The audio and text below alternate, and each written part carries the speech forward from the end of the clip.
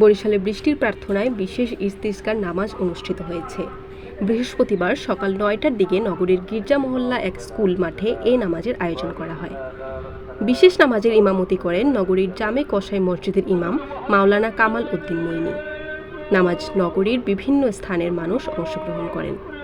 মোট ৮টি কাতারে প্রায় ৫ শতাধিক বিভিন্ন শ্রেণী পেশার মানুষ নামাজে উপস্থিত ছিলেন।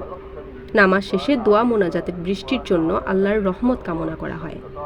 এ সময় অঝোর ধারায় কাঁদতে থাকেন মুসল্লিরা। নামাজের আগে ধর্মীয় বিষয়ে আলোচনা করেন বাকেরগঞ্জের উত্তমপুর ইসলামিয়া কামিল মাদ্রাসার প্রিন্সিপাল মাওলানা সোহরাব হোসেন।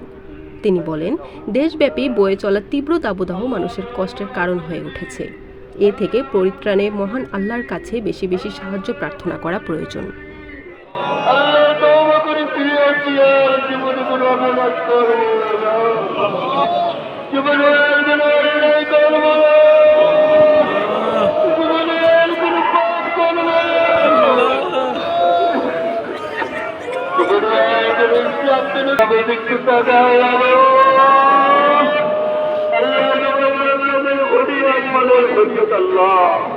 তোমার রহমতের বর্ষণকে আল্লাহ মানুষদেরকে পশু পাখিদেরকে জমিকে উত্তপ্ত জমিকে আল্লাহ তোমার রহমতের দৃষ্টি দিয়ে আল্লাহ